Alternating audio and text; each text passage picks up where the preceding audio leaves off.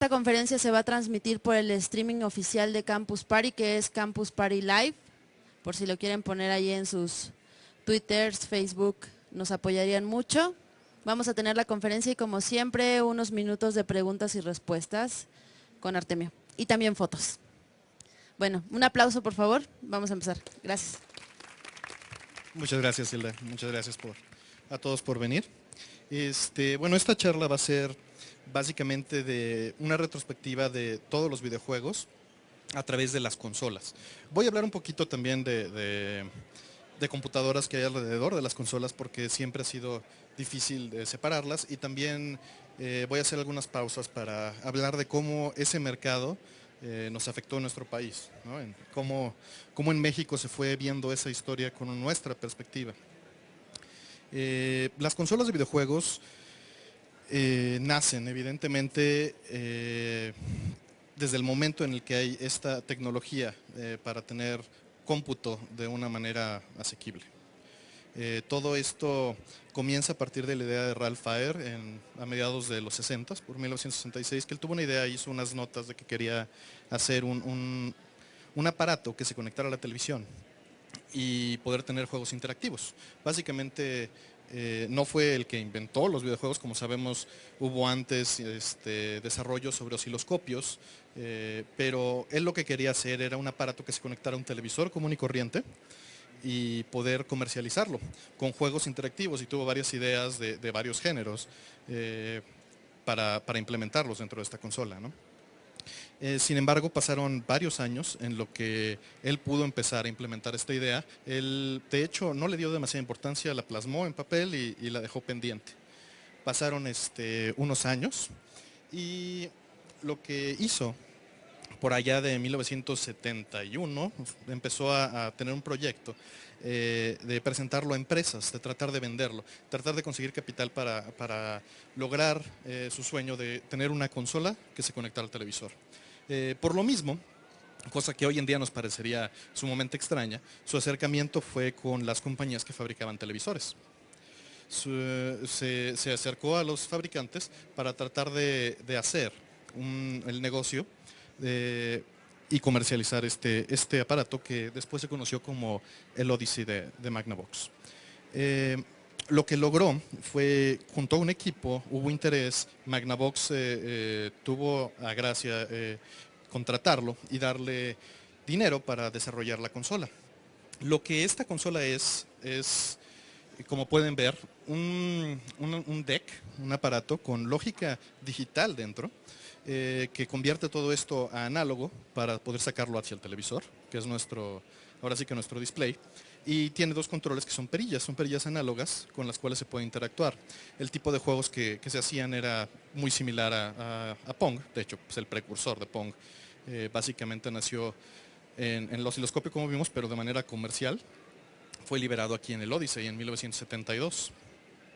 Es interesante mencionar que la consola per se trae los juegos integrados, ¿no? Era un aparato que se vendía con la perspectiva de venderlo para tenerlo en la sala de la casa y compartirlo con la familia. Los juegos utilizaban también overlays, se ponían overlays sobre la pantalla con el fin de hacer más complejas o más completas las gráficas, porque en realidad lo que el display que podía realizar la consola a raíz de su tecnología eran básicamente puntos sobre la pantalla que se podían mover con estas perillas en los ejes verticales y horizontales. Aquí quiero también entrar un poquito en el área de un televisor. ¿Por qué el énfasis de entrar en cómo funciona un televisor? No lo quiero describir de una manera sumamente técnica ni indagar en los detalles, pero es relevante porque los videojuegos van de la mano de esta tecnología hasta lo que vemos hoy y luego haremos una comparativa con en dónde estamos basándonos en este mismo punto. Un televisor está hecho para recibir una señal de una transmisión de una antena y desplegarla linealmente. Se va desplegando una línea a la vez y se va pintando píxel por píxel de una transferencia serial análoga que se está recibiendo por la antena. Entonces, esto se hace de una manera 60 veces por segundo se pinta media pantalla, se pinta una línea, se salta una línea, se pinta una línea, se salta una línea, y al siguiente campo, que se llama, al siguiente 1/60 de segundo, se complementa la imagen con la otra mitad. Entonces se pintan 240 líneas y 240 líneas cada 60 de segundo. Esta consola tenía que lidiar con eso. Tenía que conectarse a un televisor por medio de su antena, modular la señal para sacarla en un canal de televisión y desplegar de esta manera la imagen. ¿Okay? Por eso en cierta forma es relevante. Era muy primitivo, solo podía desplegar puntos y los overlays que se ponían eran los que nos daban un sentimiento más profundo del juego. La lógica, como les digo, estaba ya cableada, era parte de la consola en sí. Y debido a que salió, se formó otra compañía. Tras bambalinas, pasó que Nolan Bushnell vio este juego, le llamó la atención y él dijo, yo puedo hacer algo mejor. Él tenía un gran background también y decidió formar una compañía que se llama Atari, para poder desarrollar también un competidor de una consola, ¿no? Pero lo que terminó haciendo fue esto que vemos acá, que es Pong. De este lado podemos ver el arcade de Pong, que fue ahora sí que el padre de lo que vemos a la izquierda, que fue una consola que es un Sears Telegames, que nada más tenía Pong integrado. El arcade era la lógica que ellos habían desarrollado para hacer su juego de Pong que todos conocemos, la barra en medio, los scores, nuestras dos barritas a los lados, y lograron llegar a comercializar el sistema y venderlo en tiendas en todo el país, en Estados Unidos evidentemente.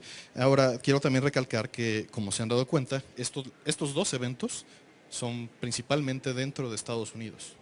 ¿No? El mercado está dominado por Estados Unidos en esta parte.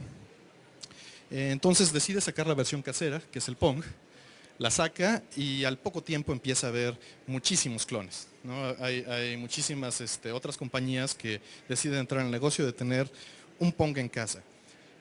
Hoy en día puede parecer muy rústico el gameplay de Pong, y en cierta forma obviamente lo es, pero su relevancia era precisamente estar en un arcade y ofrecer este juego a comparación de tener dardos, de tener pinball. Era un juego social, era un juego de reto, era ganarle a la otra persona que está parada junto a mí, ¿no? Esa era ahora sí que la appeal, la gran ventaja que ofrecía un Pong. Al poco tiempo, otra compañía sacó esta consola que se llama el Fairchild. No se llamaba Channel F originalmente, ese nombre se lo pusieron después cuando salió el competidor, y fue la primera consola en la cual los juegos eran intercambiables. También fue la primera consola que está constituida por un microprocesador. Un microprocesador que ofrece ser una computadora de aspecto general, es programable. ¿Sí? Los dos casos anteriores que vimos, la lógica estaba cableada. No sé si alguna vez se han metido a electrónica, pero básicamente se utiliza la electrónica lógica binaria ANDs, ORs y separación para desarrollar los juegos en las otras consolas. En esta ya se tiene un lenguaje pues ensamblador de un CPU y se tiene también un controlador del display, que es la televisión. Muy arcaico, el manejo de líneas, si no mal me acuerdo, es como de 120 líneas de resolución de altura. Y fue la primera que salió al mercado con cartuchos. También, si no me recuerdo, debe tener alrededor de unos 30, 35 cartuchos a lo sumo. Todos también del mismo tipo.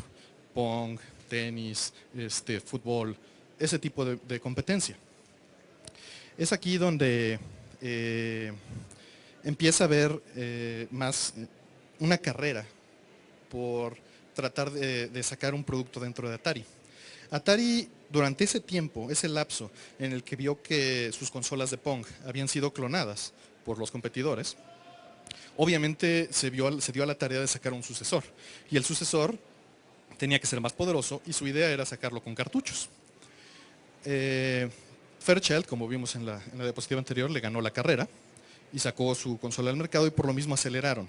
Ahora, lo que les estoy mostrando en pantalla es una consola de Nintendo que es un Pong. Se llama Color TV Game y como pueden ver básicamente es un clon. La fecha es importante, ¿por qué? Sale en el 77 y el Pong que vimos hace rato pues ya tenía varios años en el mercado.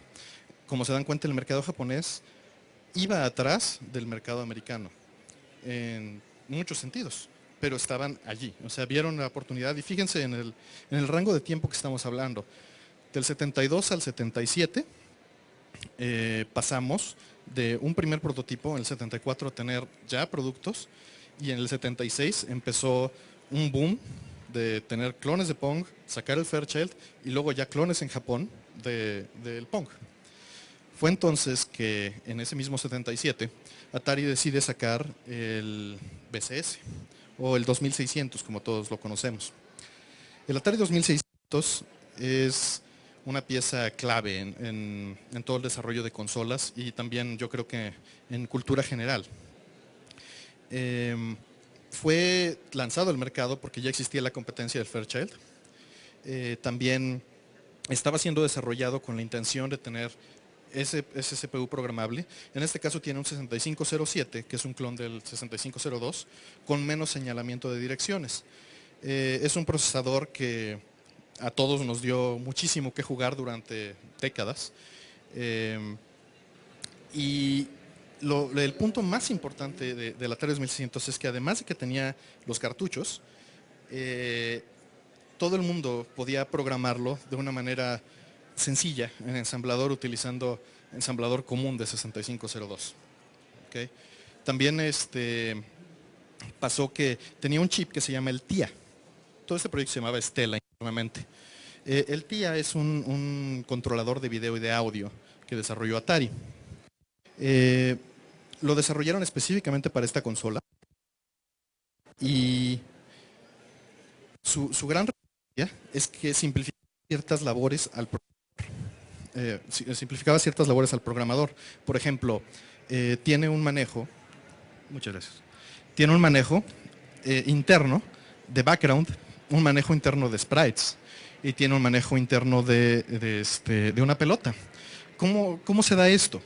El TIA, que es el procesador de audio y video, se le puede decir por ciertas instrucciones, este gráfico quiero que sea el jugador 1, este gráfico quiero que sea el jugador 2, este gráfico quiero que sea la pelota, y este gráfico quiero que sea mi fondo, y me lo pones 4 veces repetido, o 2 veces repetido, o espejeado. Y todas esas funciones ya las manejaba internamente el Atari 2600. Entonces esto facilitaba muchísimo los movimientos porque uno ya nada más le decía al hardware, ponme el sprite 1 en la posición 3,5, por decir algo. ¿Okay? Y cada que uno iba pintando la lógica interna del juego, el aparato ya hacía tracking de estas cosas. Pero como les dije, solo maneja 2 personas, o sea, 2 sprites, que son los elementos que, como se les llama comúnmente a un personaje movible dentro del juego, una pelota y un fondo. Estaba diseñado de esta manera porque los juegos predominantes era Pong, ¿no? El Atari 2600 se empezó a vender, se vendió bien, empezaron a haber muchos third parties, que fue el primer caso en el que empezó a suceder esto. Otras compañías que querían una tajada del pastel, llegaban, desarrollaban para el 2600 y publicaban. Esto pasó poquito después, no fue desde el principio, al principio solo Atari publicaba, pero fue la consola en la que empezó a suceder. Y lo relevante de esto es que Atari no había considerado esa posibilidad en muchos sentidos. No había licenciamiento. Si tú querías programar un juego para Atari, simplemente tenías el equipo técnico que lo hacía, tenías cómo publicarlo, lo hacías. ¿Ok? Durante esa misma época salieron más consolas, ¿no?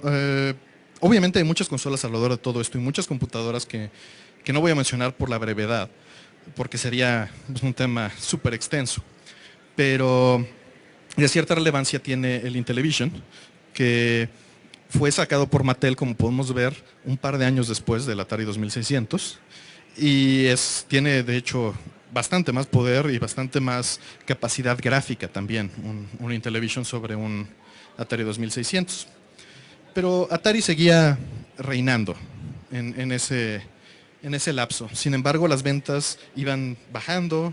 Se vendía bien, pero no era ninguna maravilla. Ya estamos hablando en 1980 de una consola que tiene 3 años de vida. Durante esos 3 años salieron pues, bastantes juegos, pero nada tan relevante como para dominar el mercado. Y es aquí donde entra Space Invaders. Space Invaders salió en los arcades en el 78. El Atari ya tenía 1 año de vida, ¿okay? Pero es un desarrollador japonés, lo hace Taito. No había demasiada comunicación entre Estados Unidos y Japón, no era una industria como conocemos hoy en día. Lo que empezó a suceder es que las máquinas de Taito, de Space Invaders, seguramente ya conocen las historias, se saturaban de yens, se acabaron las monedas de 100 yens del nivel de demanda que había de jugar este título en los arcades japoneses.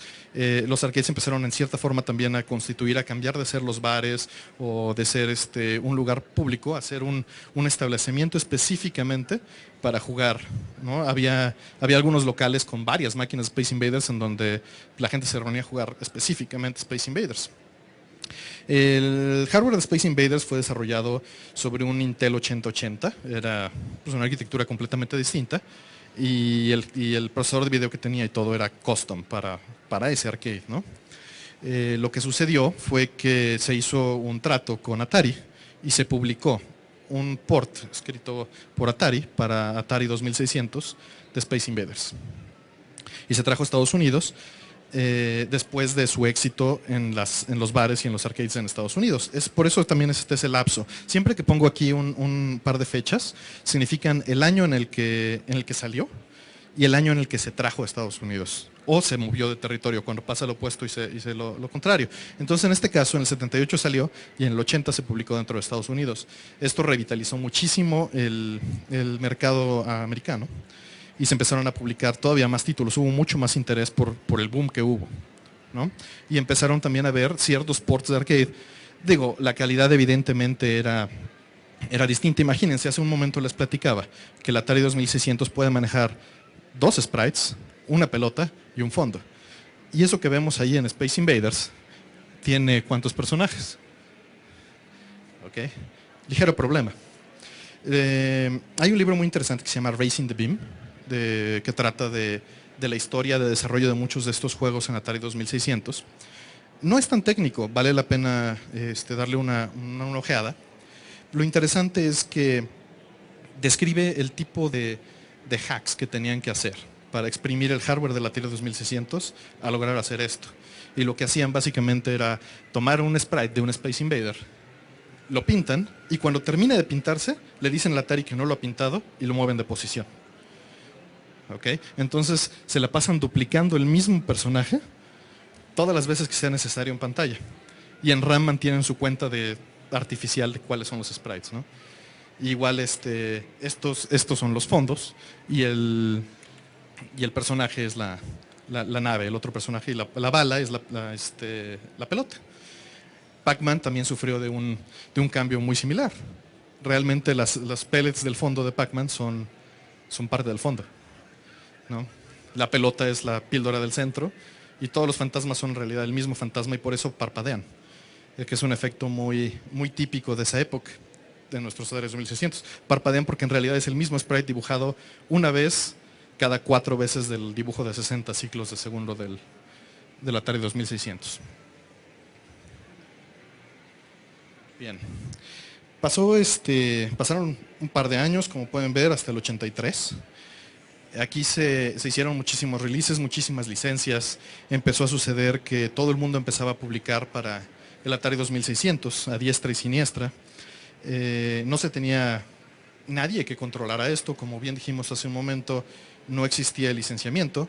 Entonces, si yo quería publicar en Atari, yo publicaba en Atari.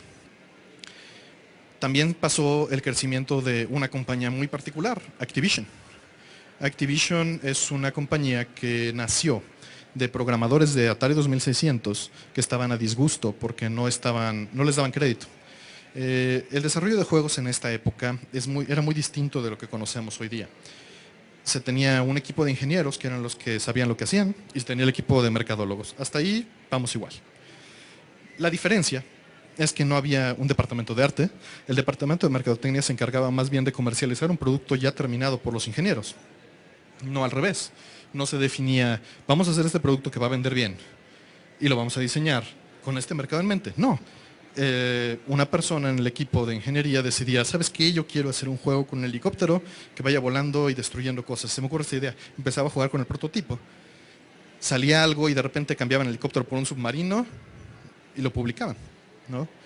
Y no se les daba crédito. Ellos se aventaban las gráficas, se aventaban el sonido y se aventaban todo el código. Muchas veces hasta el manual lo terminaban haciendo ellos. Evidentemente eran rockstars, pero rockstars que no se conocían al público, no había un reconocimiento. Por ahí de 1980 salió un juego que para mí es muy relevante, que se llama Adventure, que tiene un easter egg en el cual el programador metió su nombre haciendo ciertas cosas que no se hacen normalmente en el juego. Entonces, debido a esto, se formó una compañía de programadores que estaban en desacuerdo, que se llama Activision. La Activision que conocemos hoy día viene de esa parte que empezó a publicar, y era un third party, la verdad, muy bueno. Publicó grandes juegos para la Atari 2600, pero por el otro lado teníamos juegos que venían de una película, como por ejemplo, no sé, Gremlins, como por ejemplo E.T., que se hacía el acuerdo de licenciamiento, se compraba y le decían a un programador, ¿sabes qué? Tienes que hacerme este juego en 2 meses, o en 1 mes, o tienes 1 semana. Hazlo. Y bueno, generalmente se le achaca toda la culpa a este pobre juego de lo que sucedió en el 83. En mi opinión solo es representativo, por eso lo puse ahí. Porque había muchos otros problemas. El problema, esto era una licencia, ¿no? Tenía por detrás una marca tremenda de un mecanismo que vendía millones. Pero había muchísimos títulos que tenían el más mínimo control de calidad. Cada quien dibujaba en la portada lo que quería y uno iba y compraba su juego y veía en la portada una cosa y evidentemente los gráficos no daban para mucho, pero lo que veía en la portada rara vez era acorde a lo que constituía el juego en sí, a menos de que uno aplicara muchísima imaginación. Había otros títulos, como los de Activision, que generalmente sí representaban y hasta incluso pixelizaban las gráficas en la portada para lograr tratar de hacer un match, ¿no? Entonces pasó en 1983 que la industria tuvo un crash. Y este crash detuvo ese avance desenfrenado que hubo desde el 77 hasta este momento. Todo el mercado americano dejó de confiar en esta industria en ese sentido porque muchísimos perdieron dinero. Todos los que habían metido, independientemente de las compañías que estaban produciendo los juegos, estaban los distribuidores, estaban las tiendas, y las tiendas de repente se quedaban con cerros de cartuchos que nadie compraba y terminaban en un descuento tremendo en la tienda, ¿no? Por $1, $2, siendo que los juegos se vendían pues, igual que ahora, en $60, $40, $60. Entonces, ¿qué pasó en este tiempo? En Europa estaba sucediendo que había muchísimo desarrollo para computadoras personales. Estaba la Sinclair, estaba la BBC Micro, estaba la Acorn. Todas estas que a nosotros pues realmente no nos llegaron. Nos llegó la Commodore 64, si acaso. Pero allá en Europa había un desarrollo tremendo de estos juegos y de géneros que después tendrían cierta relevancia. Por ejemplo, Acorn, esa compañía que hacía un clon de la BBC Micro, de una computadora personal de este tipo, es quien produce los procesadores que traen todos sus celulares hoy en día. Es ARM. Hicieron su diseño de ARM para precisamente tener un CPU que utilizar en sus juegos, ¿no? Y bueno, ahora todos los celulares traen eso. Hasta los microondas creo que traen un ARM, ¿no? Por el otro lado, tenemos a nuestros desarrolladores que todos los desarrolladores japoneses que por su cuenta, como habíamos visto, hasta el 78 habían sacado su Pong, sus versiones de Pong, y Nintendo por allá de 1983 sacó su consola. En aquel entonces no existía la versión americana, que es la que estamos viendo en la foto, sino existía el Famicom, el Family Computer, ¿sí? que tenía también un procesador 6502, el mismo CPU del Atari 2600 y de muchas otras computadoras de la época. Y tenía también su PPU, que es su sistema de procesamiento de gráficos, que permitía una cantidad bastante más robusta de sprites en pantalla, permitía scroll. Scroll, que entiéndase es la capacidad de mover gráficos de fondo de derecha a izquierda o de arriba a abajo, hacer esos paneos para poder simular ese movimiento. Y el Nintendo lo permitía por hardware, ¿no? La PPU del NES permitía hacer eso. Con la ventaja también evidentemente de que se modulaba la señal, como hablamos platicado, para desplegarlo en un televisor, ya sea por la antena RF o en el mejor de los casos por compuesto, que es ese cable amarillo RCA que empezamos a usar mucho después nosotros, pero que el Atari, que el NES venía preparado para utilizar, ¿no? El NES vino a cambiar muchísimas cosas y aprendieron también muchísimas cosas de Atari. En un principio el NES se trató de comercial en América a través de Atari. Fueron, hablaron, trataron de comercializarlo y Atari estaba convencido, dijo sí, vamos a sacarlo, aunque ellos tenían sus otros proyectos, tenían su Atari 5200, su Atari 5800 en desarrollo, decidieron publicar Nintendo en Estados Unidos, ¿por qué no? Pero sucedió que había otro competidor, se llamaba Coleco. Coleco había sacado el ColecoVision y había sacado una computadora también Adam que incluía el ColecoVision. Incluso su ColecoVision tenía un adaptador para correr los juegos de Atari 2600 directamente sobre su hardware. Y Nintendo había publicado un juego extremadamente famoso que se llama Donkey Kong. Cabe resaltar que Nintendo no programó el juego, lo programó una tercera compañía que se dedicó a hacer muchos arcades por subcontratación en su momento. Pero el port para su NES, pues sí lo hicieron ellos, y el port para ColecoVision también lo hicieron ellos. Y como publicaron esa versión de Donkey Kong para ColecoVision en América, se cayeron las negociaciones con Atari por perder esa exclusiva. Entonces Nintendo tuvo que vérselas negras y traer sus aparatos ellos mismos. Rediseñaron la consola, salió eso que vemos ahí, que fuera un deck, ¿no? Algo más similar a una videocasetera. Y lo empezaron a tratar de vender en un piloto en Nueva York. Ahora, hay muchos elementos interesantes del NES. Podemos ver el control. El control cambió la forma en la que se interactuaba con los juegos. Hubo una evolución de controles, de los que vimos primero del Odyssey, que eran pues básicamente dos, ¿cómo se llaman?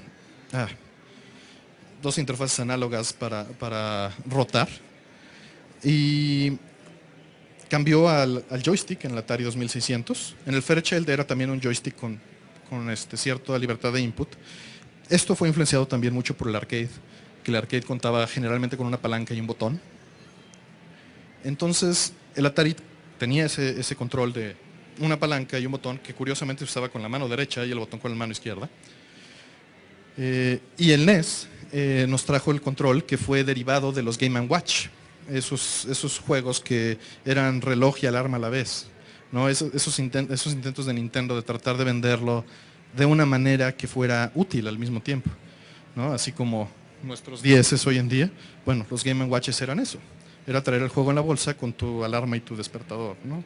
Y tu relojito. Entonces el control de NES cuenta con ese D-pad y cuenta con sus botones de Select Start y los dos botones A y B que todos conocemos. Ahora, ¿cómo cambió esto? Cambió muchísimo en el tipo de juegos que empezamos a consumir. Hasta este momento todo estaba impulsado en cierta forma por lo que se jugaba en los arcades. En el NES esto empezó a cambiar. No fue el cambio tan drástico, todavía había muchísimos ports de arcade en el NES. Sin embargo, empezamos a ver muchos juegos que ya fueron diseñados con una experiencia distinta en mente, ¿no? Ya la experiencia que se buscaba era algo más personal. Se buscaba un mundo que fuera más vasto, no una experiencia que te da una ficha por 2 minutos en la farmacia de la esquina. Se buscaba Zelda, ¿no? Se buscaba un RPG, se buscaba refinar más ese elemento de storytelling en algunas áreas. Otras tantas siguieron ofreciéndonos esa variante de arcade. pero es aquí donde empezamos a ver ese cambio. Fuera de Adventure y de todo lo que veíamos en las computadoras, fue esa absorción de la industria de los videojuegos en consola, de todos esos departamentos que pertenecían únicamente a las computadoras para vendérselos al mercado masivo. ¿No? Fue un cambio relevante de lo que ofreció el NES. También otro punto muy importante que el NES empezó a meter fue el licenciamiento. Aquí Nintendo metió un chip particular, el SIC creo que se llama, que es un chip que se comunicaba desde el cartucho con el Nintendo y hacía que el juego, si no estaba licenciado, no corriera en el NES. ¿Okay? A su vez, con esto controlaba el mercado de quién publicaba en su consola y quién no. ¿Por qué? Por el simple hecho de evitar que les pasara lo mismo de Atari y por el otro lado para ganar más dinero. ¿No? Si yo tengo que licenciar el uso de mi consola para tu juego, pues por cada copia básicamente yo te fabrico las copias, todas las copias llevan el SIC, yo lo tengo patentado, entonces el negocio crece de una manera muy, muy distinta. Nintendo con esto logró atraer a muchísimos developers y al mismo tiempo básicamente los tenía pues, en sus manos, ¿no? Todo lo que publicaba Capcom, lo que publicaba Konami, casi eran exclusivas, aun cuando muchos de esos títulos de Konami nacieron ya sea en arcade o nacieron en MSX, terminaban los ports americanos acá y tenían que publicar a través de Nintendo, mandarle su código, ellos le ponían su Seal of Quality y les daban su chip adentro del cartucho para poder utilizar su consola, ¿no? En este terreno, que estamos hablando ya de hasta casi el 86 cuando salió en Estados Unidos, hubo muchísima competencia. Como habíamos dicho, estaban las computadoras y por el otro lado Sega en Japón sacó su SG-1000 y sacó su Sega Master System. El Sega Master System, como se dan cuenta, salió 2 años tarde, básicamente. El NES ya estaba en el mercado en el 83 y para el 85 pues faltaba un año para que saliera en Estados Unidos. El NES salió, el Sega Master System fue el sucesor del SG-1000 en Japón, que era una especie de computadora consola, con capacidades limitadas, y aunque técnicamente es superior casi en todos los sentidos al NES, nunca pudo recuperarse de ese desfase de mercado, ¿no? Aun cuando en Estados Unidos entró en 86, como podemos ver, el Master System entró solo un año más tarde en Estados Unidos, pero como todos saben, no tuvo ni, que les guste, el 5% de ventas que tuvo Nintendo dentro del territorio. Esto se debió en gran parte a esa parte de mercadotecnia y por el otro lado se debió muchísimo al licenciamiento. Si tú publicabas para Nintendo, no podías publicar para Sega. Así de simple. Era parte del deal. O sea, tú tenías una exclusiva de tu licencia. Sega trató de luchar contra esto. En sus casos ellos mismos reprogramaban juegos, buscaban rutas alternativas, pero nunca se recuperó. Y esto... pues básicamente, si se dan cuenta, en la primera etapa, en los 70s, tuvimos una evolución rápida de las consolas de ser una lógica alambrada a pasar a una lógica digital programable, y de ahí pasamos a varios productos que comercialmente cambiaron en su enfoque, no solo de cómo se hacían los juegos, sino también del tipo de juegos que empezamos a consumir. Y por el otro lado, cambió el tipo de equipos que desarrollaban los juegos, porque ya en NES y en Master System ya eran equipos más grandes. Estamos hablando de equipos de 5, 20 personas, dependiendo del tipo de juego, ¿no? Pero regularmente menos de 10 personas trabajaban en un juego, comparado a un juego en Atari 2600, ¿no? Es un cambio fuerte. Es aquí donde entra otro competidor, que se llama NEC. NEC saca una consola que se llama, en Estados Unidos, TurboGrafx 16.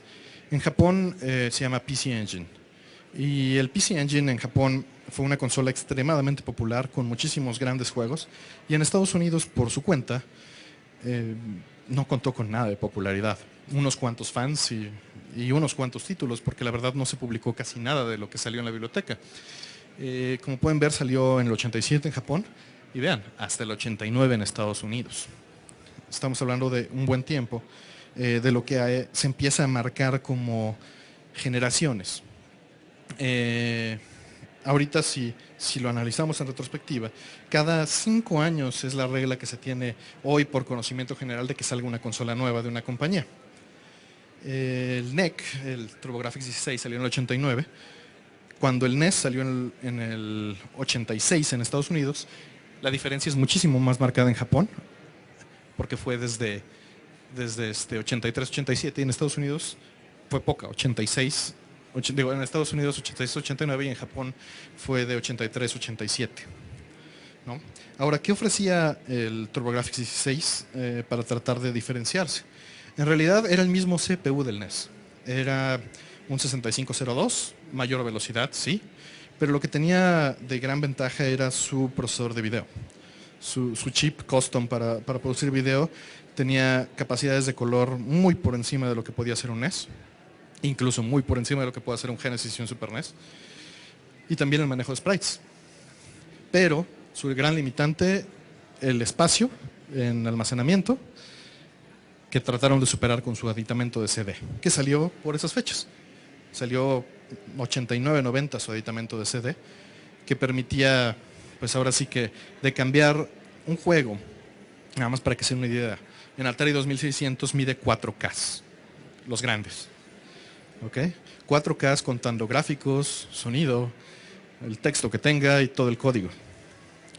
En un NES, un juego normalmente estará por los 24, 60, 80K, 120 en todo caso.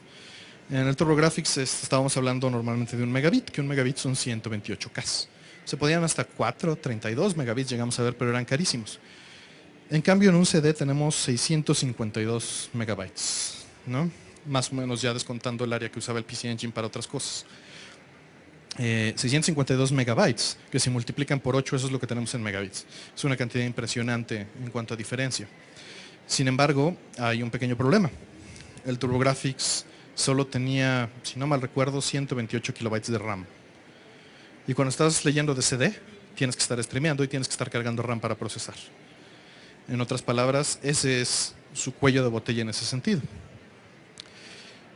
Trataron de empezar a mercadearlo, pero al mismo tiempo que en Estados Unidos estaba el TurboGrafx 16, Sega, debido a que no tenía mucho éxito con su Sega Master System, y debido también a que Sega producía hardware de arcade bastante elaborado para ese momento, teníamos OutRun, teníamos Space Harrier, teníamos Afterburner, teníamos muchísimos juegos que tecnológicamente eran muy vistosos, con efectos que no podíamos ver en el NES, y los ports pues realmente se notaba la diferencia.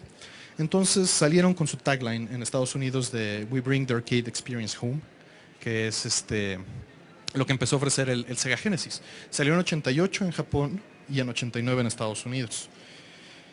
Como pueden ver, el tiempo que hubo ya de lanzamiento es muchísimo menor comparado con las otras consolas. Trataron de apurarse lo más posible. Su arquitectura es un procesador 68000, tiene un Zylogo Z80 como coprocesador, que se utiliza normalmente para audio. Ese procesador se utilizó en muchas computadoras personales e incluso en el Sega Master System.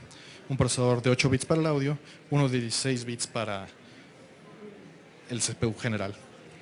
Ahora, dice ahí 16 bits. Este señor fue el causante de ese malentendido o esa guerra de bits que duró, no sé si se sigue usando, la verdad, honestamente creo que no. Duró básicamente 10 años, ¿no? 10, 12 años. La mercadotecnia que se utilizó es que tenía blast processing y que el CPU era muchísimo más rápido que un NES. La verdad es que sí, era bastante más rápido que un NES. Corría a 7.25 MHz, creo. Y tenía 128K de RAM también. Tenía un procesador de video que incluía el procesador de video del Sega Master System. Podía correr los juegos de Sega Master System directamente por hardware. Su procesador 68000 es exactamente el mismo que utilizaba Sega en sus arcades, desde Golden Axe, Shinobi, Altered Beast. Todos estos juegos utilizaban el mismo CPU. Entonces el cambio de código era relativamente mínimo. Y por el otro lado, en lo que se ahorraron dinero fue en esa parte del BDP por meterle al procesador de video el chip del Master System, se redujo muchísimo su capacidad de color. El Genesis puede manejar 80 sprites en pantalla, puede manejar 2 planos de background con scrolling, un plano encima de los backgrounds para todos los medidores de vida, para contadores de score. Y definitivamente es bonito programar para el Sega Genesis.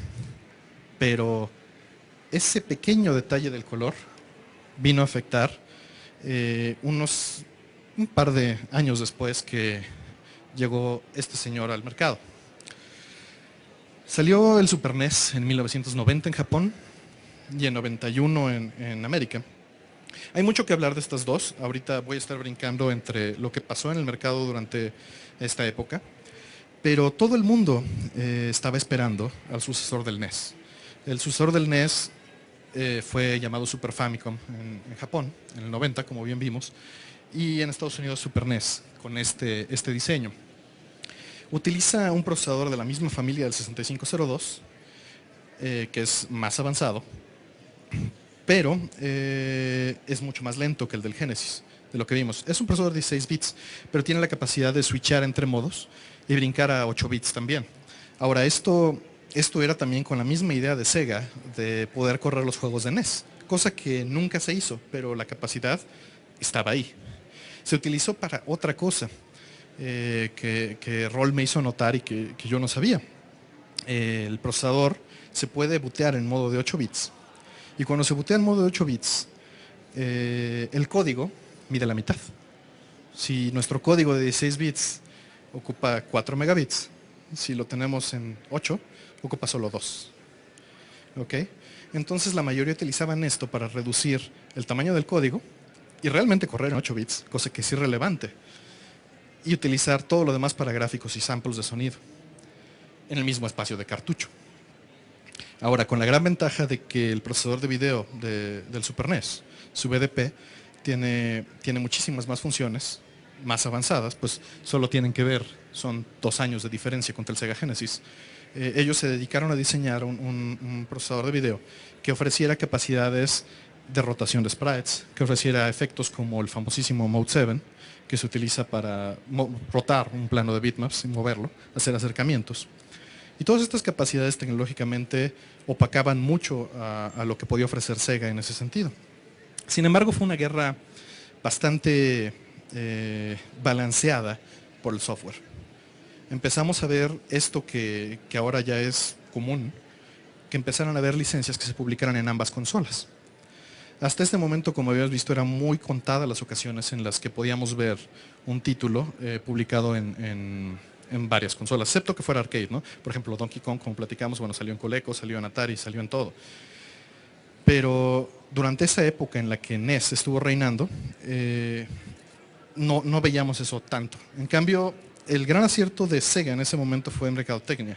Se dirigía a todos los digamos, jóvenes que habían estado jugando NES de pequeños y por eso pintaron su consola negra, por eso su mercadotecnia era más edgy, ¿no? Venderle de tú ya no eres niño, tú tienes que jugar con algo con más poder, ¿no? Y los gráficos también eran con una paleta, independientemente de que técnicamente no pudieran hacer una paleta pastel similar, que en Sonic comprueban que sí se puede, pero la paleta general del Genesis es muchísimo más ocre, es más oscura.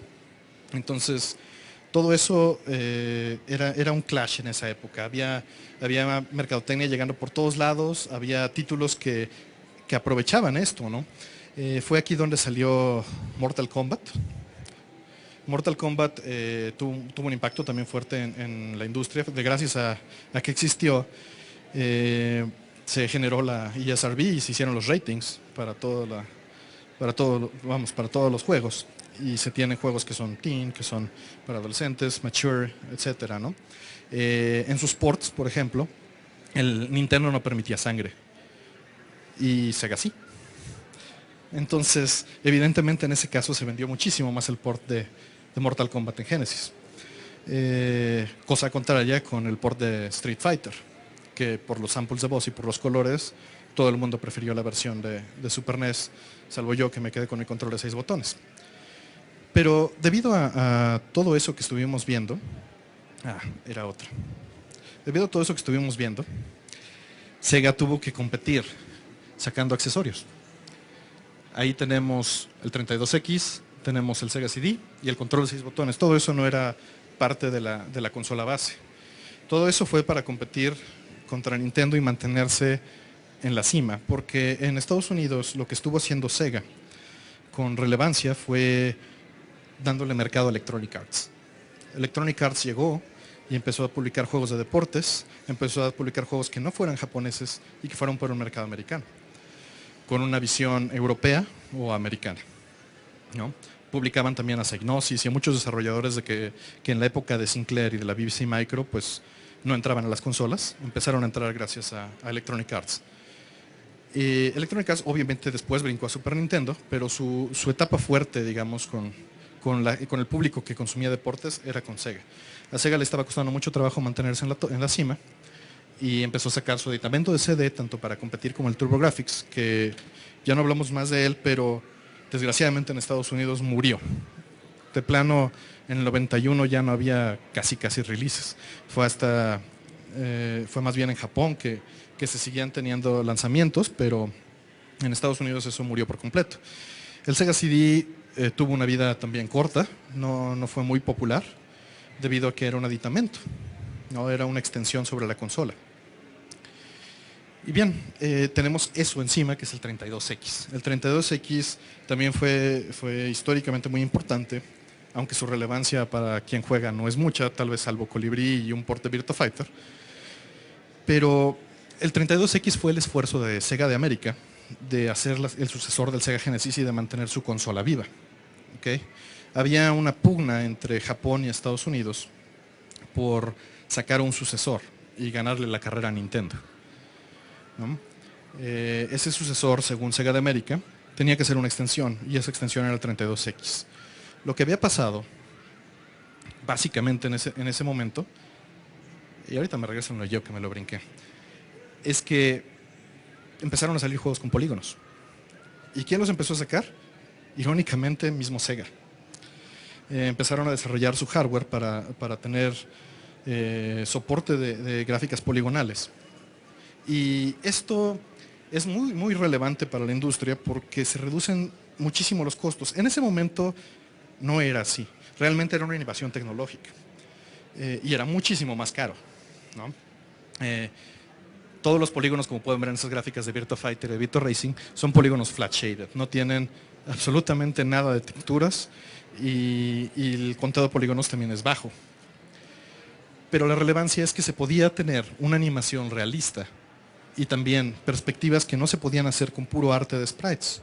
¿Y por qué no se podían hacer? Porque hubiera sido extremadamente caro tanto dibujar todo eso como almacenarlo y luego programar un sistema para que lo pudiera desplegar, siendo que con los polígonos tenemos la facilidad de que el mundo se genera en tiempo real y lo podemos básicamente fotografiar desde cualquier ángulo con la cámara.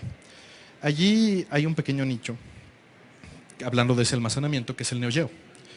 El Neo Geo fue relevante en empuje de la industria porque de forma casera era básicamente inasequible. Es un sistema de 16 bits también, valga decir 16 bits. El CPU es el mismo 68000 que trae un Sega Genesis, pero a más velocidad, corre a 12 MHz. También tiene un Z80, la arquitectura es extremadamente similar. Entonces, ¿en qué radica esa diferencia? Pues su procesamiento de video es muy superior al de un Sega Genesis y su almacenamiento, bueno, ni se diga. Se utilizaban cartuchos de 600 megabits comparado contra el máximo de Genesis o Super NES, que eran 32. Entonces, básicamente mataban moscas a cañonazos. Sacaban juegos que gráficamente era muy difícil de portear o que no se podían tener de la misma manera y con un feel de arcade muy difícil de equiparar en un Super NES o en un Genesis. El Super NES se enfocaba en esas experiencias más pulidas de un jugador, ¿sí? Si se dan cuenta, no ven muchos shooters en Super NES y es por esa razón, por la velocidad del CPU. Todos los efectos que puede hacer son maravillosos. Y un acierto tremendo que tuvo Nintendo al diseñar el Super NES es poder expandirlo a través de su ranura de cartucho. Si se dieron cuenta, en ese momento mostré lo que hizo Sega para expandir a su Sega CD. Le puso su Sega CD, perdón, con otro procesador 68000, todavía más rápido. Le puso dos procesadores de Hitachi de 32 bits con el 32X. Pero el Super NES lo que hacía era incluir un CPU en el cartucho. Y le llamaban FX Chip. Entonces, realmente descargabas el procesamiento hacia un CPU que se convierte en primario o máster en el cartucho, y tu producción a largo plazo baja muchísimo, porque el costo del CPU después de 5 años de estarlo produciendo te baja tremendamente. Eso fue un acierto muy, muy grande. En cambio, acá el Neo Geo tuvo una carrera muy larga, hasta 2003 seguían produciendo títulos. Es una máquina arcade que en casa era exactamente el mismo hardware, solo variaba el menú y el sistema de opciones.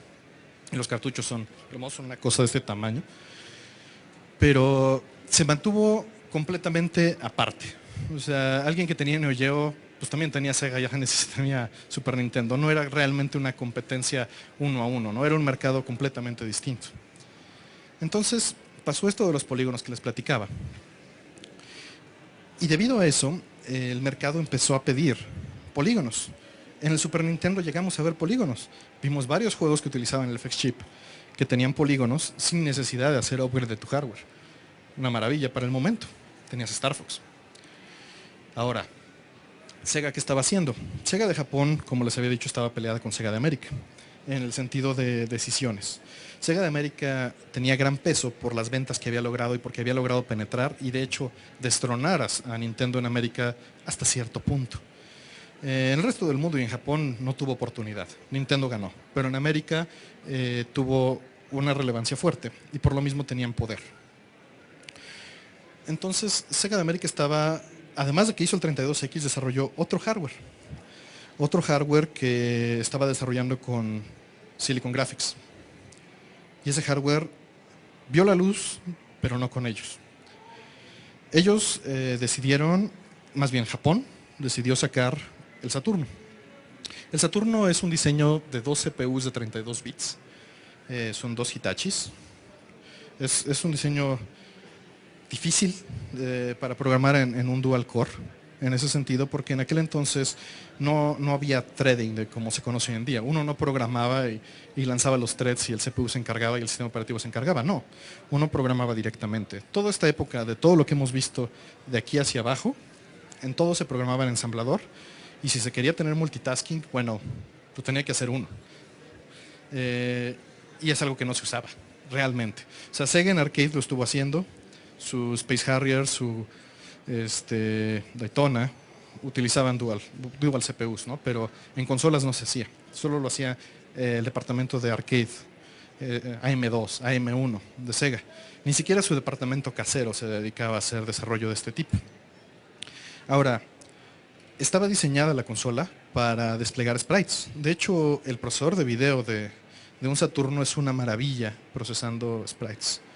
Uno puede rotar muchos sprites al mismo tiempo, escalarlos, moverlos de plano. El manejo de colores es excelente. Pero, como vimos hace un momento, todo el mundo quería polígonos. ¿Qué sucedió? Sucedió que durante ese E3 en donde iban a lanzar el Saturno, lo presentaron y dijeron, pues, ya está, ya salió. Perdón, me adelanté un poquito. Y anunciaron el Saturno y Sony anunció el PlayStation. ¿Ok?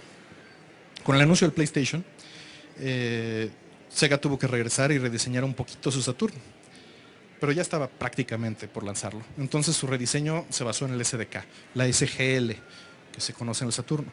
Y lo que permiten es simular polígonos a través de, bueno, más bien, los polígonos que se utilizan en una consola normal son triángulos.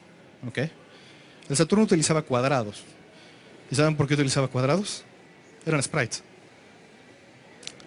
Realmente lo que hacía era un manejo de sprites para mapearlos a polígonos. Y su SGL hacía todo ese manejo por el usuario. Entonces uno podía desarrollar con polígonos, todo se mapeaba a sprites. Y el hardware podía con ese procesamiento de manejar toda esa cantidad de sprites al mismo tiempo. Entonces llegamos a ese punto que platicaba hace un momento que me adelanté. Sega anuncia en el E3 su Saturno y Sony anuncia el PlayStation, ¿no? Ahora, detrás del PlayStation hay mucha historia. El PlayStation fue creado, muchas gracias, porque Nintendo quería desarrollar un aditamento de CD para su Super Nintendo. Y ese aditamento de CD se llamaba PlayStation. Sin embargo, Nintendo no llegó a acuerdos. Es una historia larga que por ahí pueden leer. Pero Nintendo no llegó a un acuerdo. Perdón. Y Sony decidió sacar su PlayStation por su cuenta. ¿Okay? Todo el desarrollo que tenía para un sistema de CD, aquí lo vemos. Utiliza un procesador RISC, una arquitectura muy familiar para muchos ingenieros de la época y muy fácil de desarrollar. Y además de eso, ofrece un SDK muy fácil de utilizar, polígonos por default, con specs muy altos que los del Saturno, mucho más altos, perdón. Y no solo eso, $100 más abajo.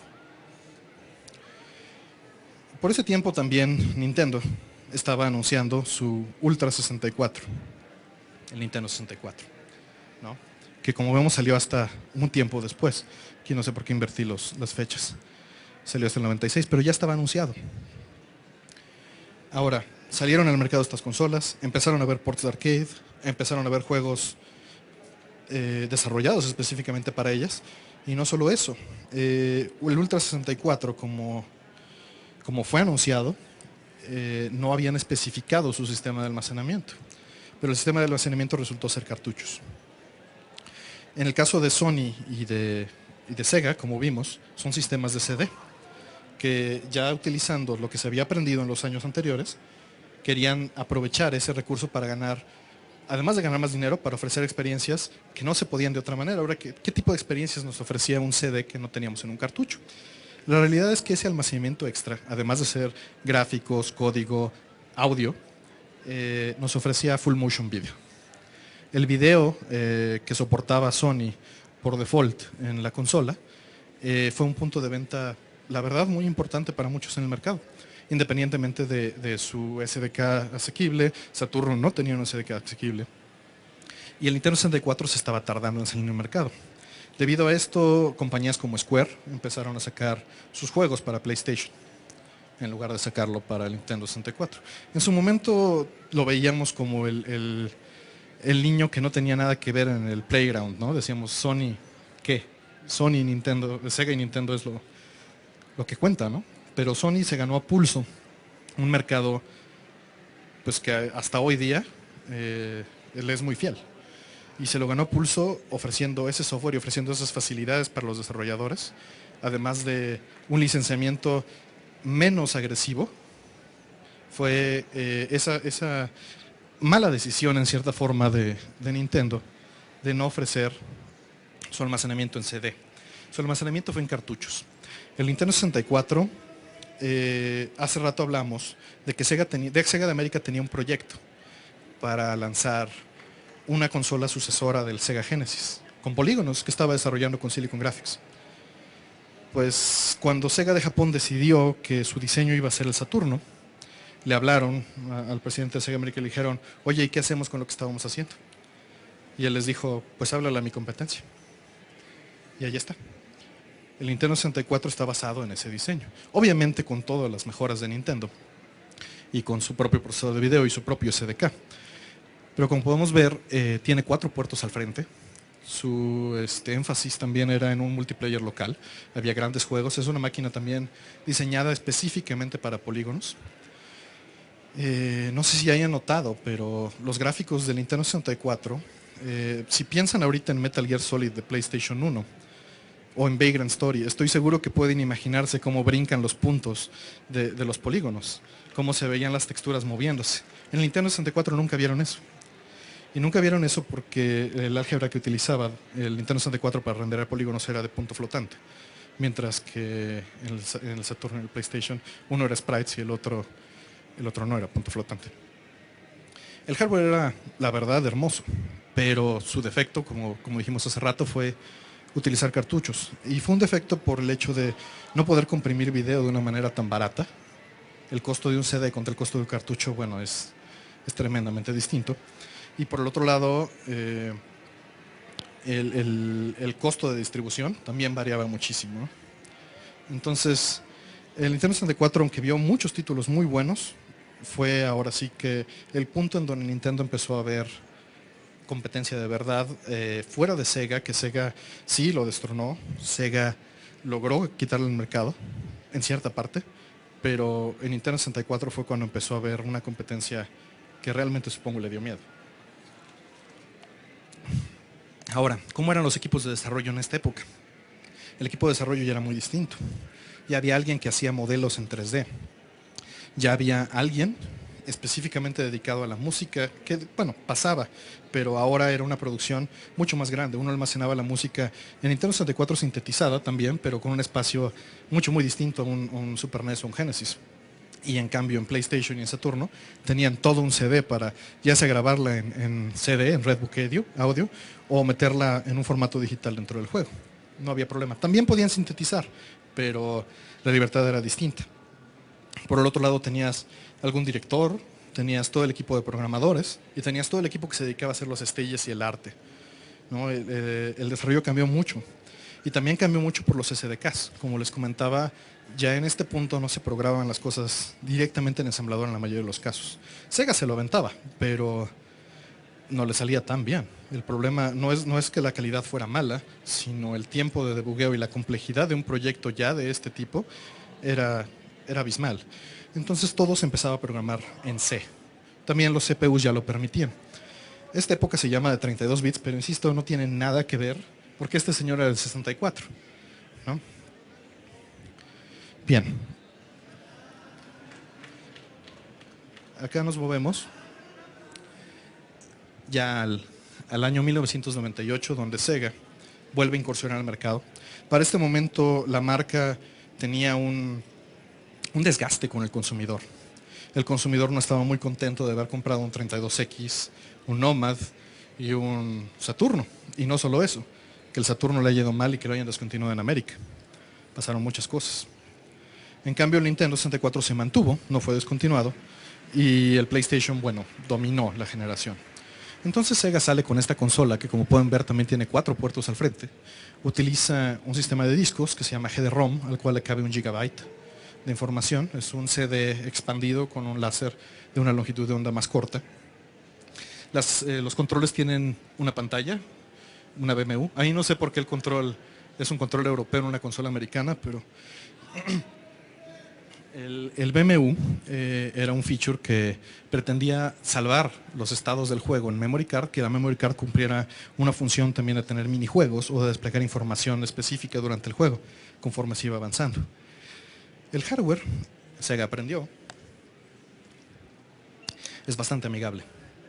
Es un procesador también SH que es bastante amigable. Las herramientas de desarrollo también estaban muy desarrolladas. El SDK que se llamaba Katana permitía hacer muchísimas cosas ya. La programación en alto nivel, tiene 8 megas de RAM, tiene una tarjeta de expansión que venía integrado un módem por defecto, entonces se permitía el juego online. Fue de la primera consola que ofreció esto integrado. Digo, había otros intentos de extras que se le agregaban a las consolas como un módem para poder jugar en línea, pero en este caso venía integrado, al igual que los 4 puertos como en el Nintendo 64. El Nintendo 64 también tuvo otras innovaciones que la industria copió, como los controles. Sí, el control era raro, pero el control análogo hasta hoy día es básicamente la definición de una consola, ¿no? Sin él los FPS pues no funcionarían, y eso fue gracias a GoldenEye en el Nintendo 64. El Dreamcast fue lanzado entonces en el 98 por Sega, y en el 99, sí se tardaron un ratito, tratando de crecer su biblioteca de juegos para Estados Unidos. Fue lanzado el 9 del 9 del 99, de este lado. Y cuando salió, la verdad es que técnicamente era muy superior a todo lo que había allá afuera. Nos ofrecía juegos como Soul Calibur, que no podíamos ver con esa calidad en otra consola. Sin embargo, su destino fue, como todos ya supongo saben, que murió la consola prematuramente debido a que Sony anunció otra consola. Anunció otra consola, el PlayStation 2, y las especificaciones técnicas del PlayStation 2 eran por mucho superiores a lo que era el Dreamcast. Ahora, eso no fue la razón real de que muriera, hay muchas. Algunas de las razones fueron que hubo muchísima piratería en la consola. Otra de las razones es que ellos en Sega de América se peleó con Electronic Arts por sus derechos de publicación. Ellos querían sacar un juego de fútbol americano, el NFL 2K, muy bueno, pero les costó que Electronic Arts no publicara dentro de la consola.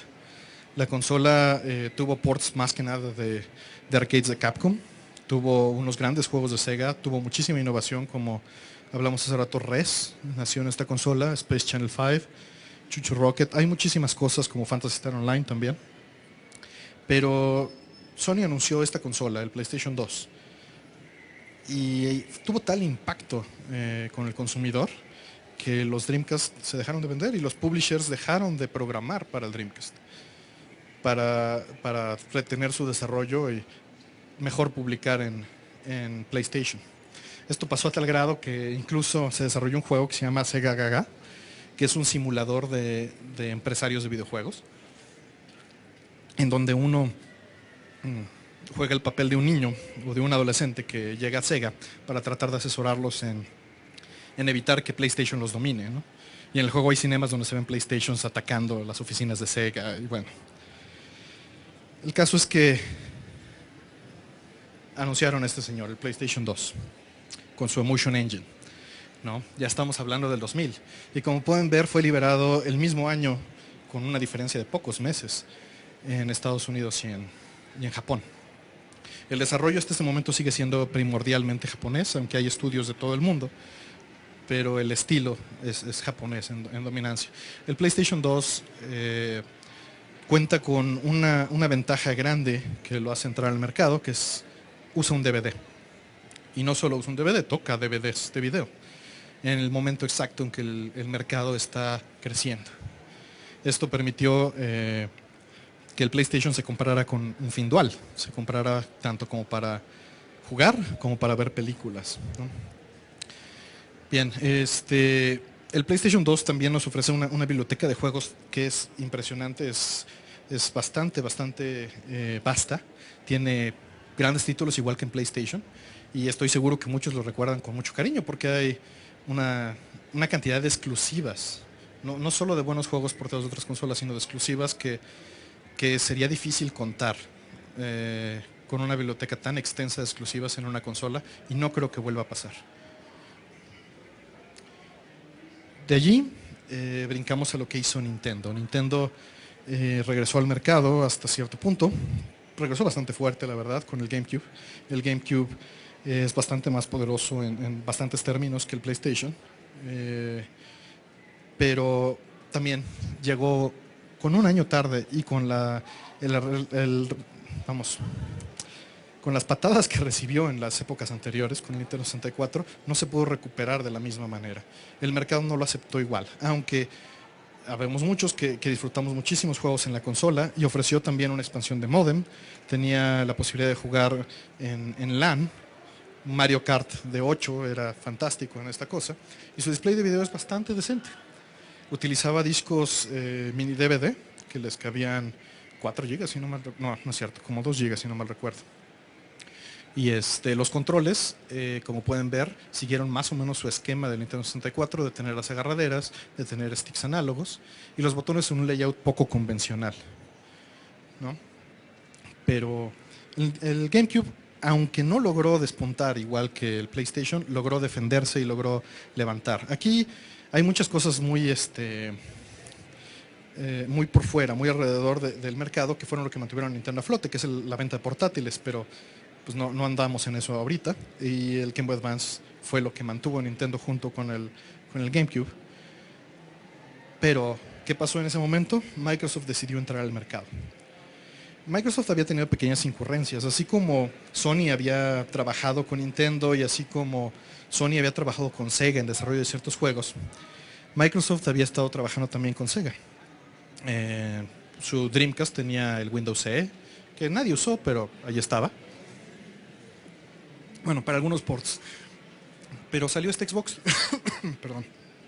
La Xbox One es esta enorme caja que cuando uno la prendía mostraba un menú verde, como con muchas influencias, en mi opinión, de Aliens, no sé, la interfase futurista, que realmente era impresionante. No solo eso, casi todos los juegos estaban con audio en surround y muchos juegos soportaban video progresivo ya desde este momento.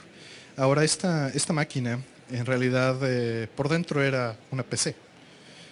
No por decir que las otras consolas no sean computadoras generales, porque en cierto grado lo son, pero esta literalmente era una PC, era un CPU Intel y eran una tarjeta de video, ¿no? Y una tarjeta de red tal cual. Hasta hoy día se siguen usando muchísimo como sustituto de PC barata, porque hubo muchas en el mercado. También, como pueden ver, tiene 4 puertos de control. Tuvo un rediseño de control porque sus controles son legendarios por ser enormes, los bolillos les llamaban por aquí. Salió una revisión S, que era para manos japonesas y en mi opinión también mexicanas, porque sí era bestial. Y pues ofreció muchísimos ports de Sega, del difunto Sega, y al mismo tiempo una alternativa de competencia a lo que estaba haciendo Sony. Ni Microsoft ni Nintendo lograron el nivel de ventas, por mucho, ni de exclusivas que tenía Sony, pero a pesar de que Microsoft se mantuvo básicamente teniendo en la numeración suspendida su Xbox, invirtiendo dinero para no perder el mercado, pasó lo siguiente. La tirada tanto de Sony como de Microsoft desde este punto era tener un centro de entretenimiento en tu casa. Ya era la tirada, ya era tratar de ser tu centro, ¿no? Tratar de ser tu PC conectada a la tele y utilizarla para ver películas, utilizarla para escuchar música. Era el centro de entretenimiento y Microsoft tenía las manos ahí para avanzar. Y es por eso que después de que hubo este cambio HD, del cual vamos a hablar ahorita más, anuncia la 360. Este ya es el modelo remodelado de la 360, la original es color cremita, pero anuncian su 360 y la sacan muchísimo antes que la competencia. La sacan en 2005, aplican básicamente lo que hizo Sega, pero lo hacen bien. Lo hacen bien en el sentido de que ya tienen los third parties y lo hacen bien en el sentido de que sacan una consola suficientemente poderosa al mercado. Por desgracia tuvo ciertos defectos de diseño que causaron el famosísimo aro de la muerte, pero eso lo fueron arreglando. Eso, yo creo que de no haber pasado eso, hubieran dominado el mercado de una manera más fuerte. Hoy en día están peleando la Xbox con el PlayStation 3 en una relación más o menos 50-45%, digo 50-45%, como 45 y 40% del mercado, o sea, entre ellos. No es es fuerte, pero no es nada apabullante como fue en la generación pasada el PlayStation 2 lo que hizo.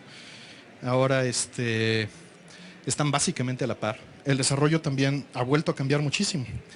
Cuando se anuncia el PlayStation 3, se nos promete el video HD, se nos promete ahora sí que un mundo distinto, ¿no? Cuando vimos ese tráiler de Killzone.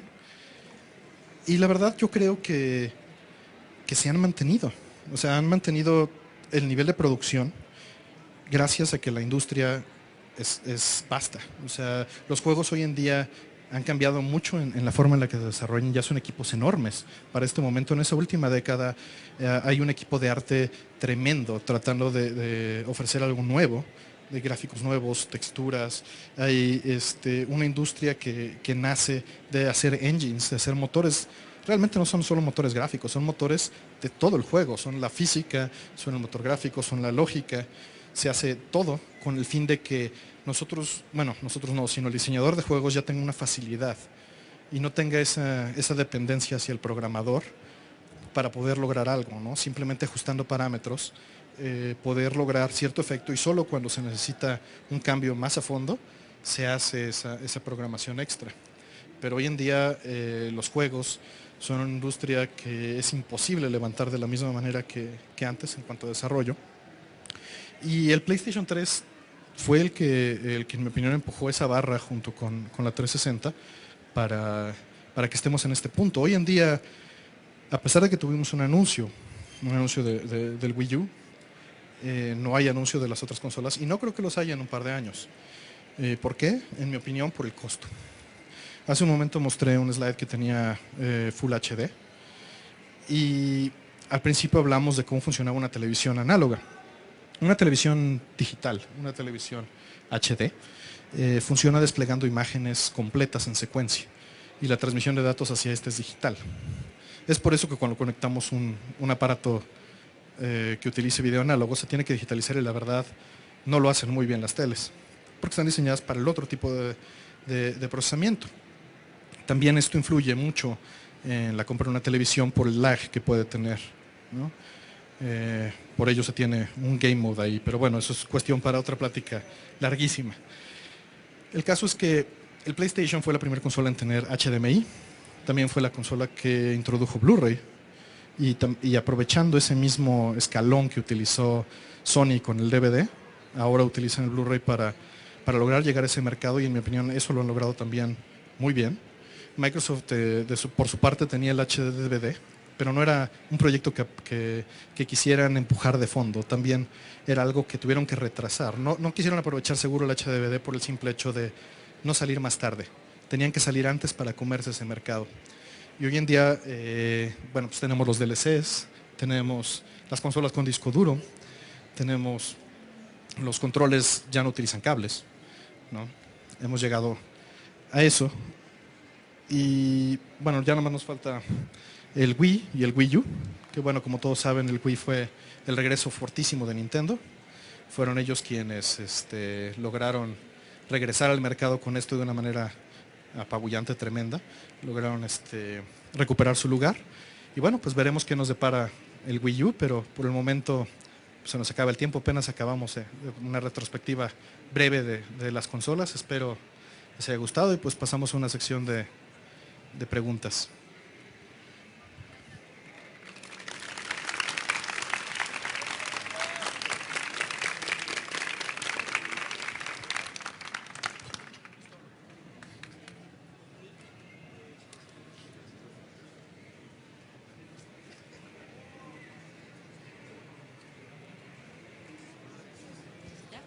Ya.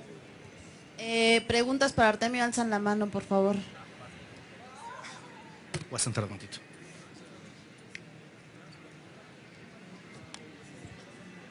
Hola, ¿qué tal, Artemio? Buenas tardes. ¿Qué tal? ¿Cómo estamos? Mira, yo quiero regresar al punto ese de Nintendo cuando estaba a punto de sacar el 64 y tuvieron la decisión de irse por el cartucho, por el CD. Bueno, yo lo que quiero preguntarte si Nintendo en ese momento decidió por el cartucho porque como que se sintió demasiado arrogante y decidió mantenerse por una línea y renunciar al CD, pero nosotros ya sabemos la historia, sabemos que esto le ocasionó que se retrasara el mercado durante 2 generaciones de consolas, pero lo que quiero preguntarte es eso, si tú crees que fue arrogancia parte de Nintendo esa decisión o fue alguna cosa de negocios. Mira, yo creo que fueron las dos cosas. De entrada, el costo de utilizar CDs lo seguimos pagando, ¿no? El costo de utilizar media digital, en el sentido más bien óptica, es que tenemos loading times, tenemos instalaciones, y esa fue tal vez la excusa, tal vez el camino que Nintendo decidió tomar. Su discurso fue: no queremos tiempos de carga, ¿no? Y en el PlayStation pues todos vimos que teníamos tiempos de carga de bastantes segundos, y igual en el Saturno, pero al final del día a mucha gente no le importó. Entonces, en parte sí fue mucha arrogancia, sí fue no, nosotros lo seguimos sacando en cartucho.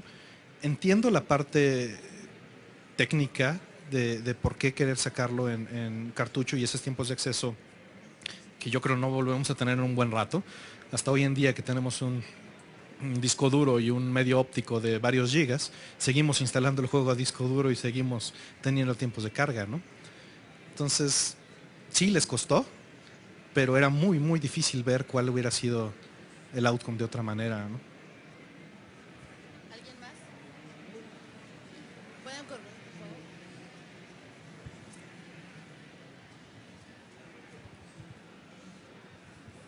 Buenas tardes, Audelio. ¿Qué tal?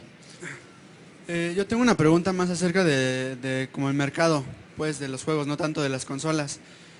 Yo me he fijado que desde el Nintendo GameCube, Nintendo se ha mantenido con el público infantil más que con el maduro. Sí ha habido algunos juegos que sí salen para personas pues, como nosotros, ¿no? Pero pues, a mí que me tocó disfrutar del GameCube desde los 13, 14 años, noté que sí a la fecha con el Wii y el Wii U todavía se mantienen con juegos que son pues, para personas de, bueno, para chavos, ¿no? Chavitos de 10, 12 años. Entonces, es cosa que no sucede con Xbox ni con PlayStation, que sí se van hacia, pues, la gente ya como que va creciendo, ¿no? O sea, yo tengo por ejemplo un PlayStation 3 y pues juego la cantidad de juegos mature y teens que son pues como continuación, ¿no? De como yo voy creciendo y ya no me van dejando de gustar algunas cosas de los juegos o de ese tipo. Entonces mi pregunta es, ¿tú cómo crees que le hubiera ido a Nintendo, aún con el rezago que tuvo del 64 en el GameCube? ¿Cómo crees que le hubiera ido si hubiera sacado más juegos como Ghost Recon o Assassin's Creed, de ese tipo de juegos para el GameCube? Obviamente es difícil saberlo. Sí es cierto lo que comentas, pero también ha sido la política 100% de Nintendo en muchos campos, ¿no? Pero el Wii yo creo que te contesta mucho esa pregunta. Solo ve cuánto vende un New Super Mario Bros. Wii a comparación de cuánto vende un Ghost Recon, inclusive es más del doble. Entonces su apuesta por el mercado que está creciendo creo que es acertada. Me gustaría tener juegos que fueran más para mí, sí me gustaría, pero solo ve lo que está haciendo Sony, solo ve lo que está haciendo Microsoft con Kinect y con Move, ¿no? Están tratando de tomar un pedazo de ese mercado, porque algo que hay que tomar en cuenta es que nosotros sí seguimos creciendo, sí seguimos comprando, pero eso es una minoría. La mayoría es gente que va entrando nueva, ¿no? Hola, hola. ¿Qué tal? Mi pregunta es, no sé si te has enterado de que va a salir el nuevo control del el Wii U. ¿Tú qué, en tu opinión, qué tanto crees que eleve esto al Wii, este control? Bueno, es que en realidad no es un control, es una consola nueva, ¿no? Entonces, estamos hablando de una plataforma nueva con desarrollo nuevo. Hay puros rumores, hay pura información a medias, porque Nintendo no quiso liberar todas las especificaciones de su Wii U en ese momento, pero la promesa sí es tener HD. La expectativa es tener mayor capacidad que en el PlayStation 3 y que en la Xbox, por el simple hecho de que una tarjeta de video en una PC hoy en día que supere la tarjeta de video, un equivalente, porque no es lo mismo, de un PlayStation 3 o una 360, es muy barata.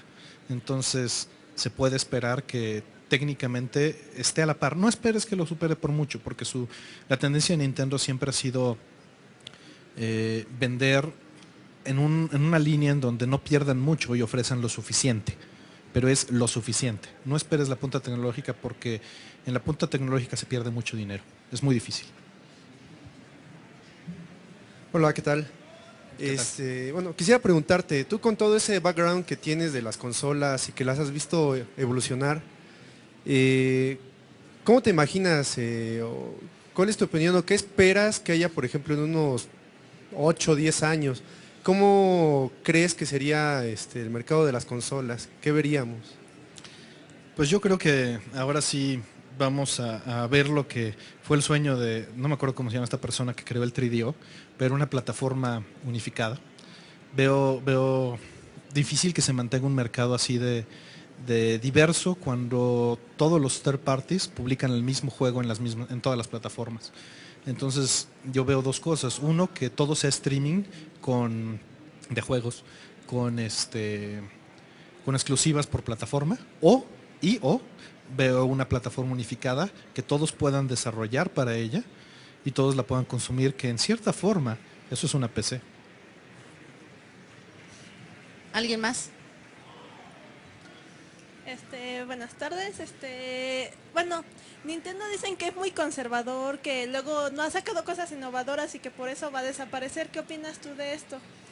Pues yo creo que no, yo creo que Nintendo ha innovado muchísimo y es básicamente el ejemplo a seguir de muchos. Eh, si te das cuenta en lo que vimos, el control del Nintendo 64, el licenciamiento, los controles del NES y ahora el control del Wii, creo que han marcado una tendencia muy fuerte. Incluso el 10. Me atrevería a decir que el costo de las pantallas táctiles bajó gracias al 10. No que todos le copiaran, pero sí que el costo se redujo, ¿no? Para que todos las pudieran usar.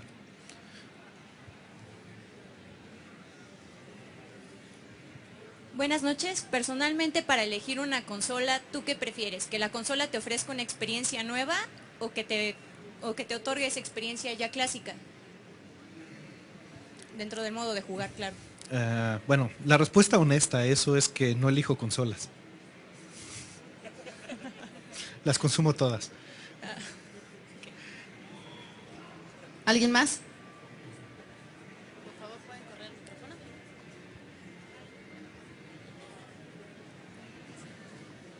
Buenas tardes. Hace unos días salió un rumor de que Microsoft y Sony iban a hacer una alianza para hacer una consola juntos por el registro de unos dominios. Si este rumor fuera cierto, ¿cómo piensas que cambiará la industria y cómo crees que le iría a Nintendo? O sea, tomando en cuenta que como que ya está un poquito más para abajo en las consolas caseras. Uy, bueno, de entrada pues es especulación completamente al aire, ¿no? Si llegara a pasar eso, evidentemente le convendría muchísimo a todos los third parties porque no tendrían que sacar el título para dos consolas y reprogramar, sino ser para una sola plataforma. Pero yo creo que Nintendo seguiría manteniendo su segmento de mercado, porque no sé si has percibido, pero Nintendo pelea su propia pelea, o sea, su propia batalla, es completamente distinto. En esta última generación llevó su Wii, tenía su fiesta aparte. O sea, Sony y Microsoft estaban partiendo la cara en un terreno donde Nintendo no estaba metido y viceversa. Entonces yo creo que su política va a ser seguir por ese camino. El Wii U, no sé realmente qué tanto esperar de él, pero definitivamente creo que tiene ese mismo factor de novelty por el que puede vender de entrada.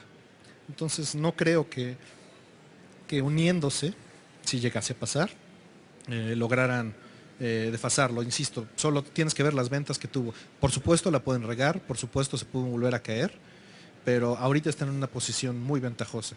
Sin embargo, el Wii U me deja mucho que pensar, no sé. Hola, ¿qué tal? Aquí. Mira, en los 80s cuando lanzan Famicom allá en Japón, se tenía la idea de los juegos poder leerlos desde un disquete. De hecho, se hizo así. También se tenía la idea de una palanca inalámbrica ya desde entonces y también se hizo un piloto de esa manera. ¿Qué es lo que hace que las compañías no decidan apoyar esas tecnologías y en cambio seguir con lo mismo que ya se traía, en ese caso un cartucho y un control alámbrico, en vez de cambiar ya? Bueno, en el caso del Famicom Disk System, yo creo que no se trajo a América de entrada por costos.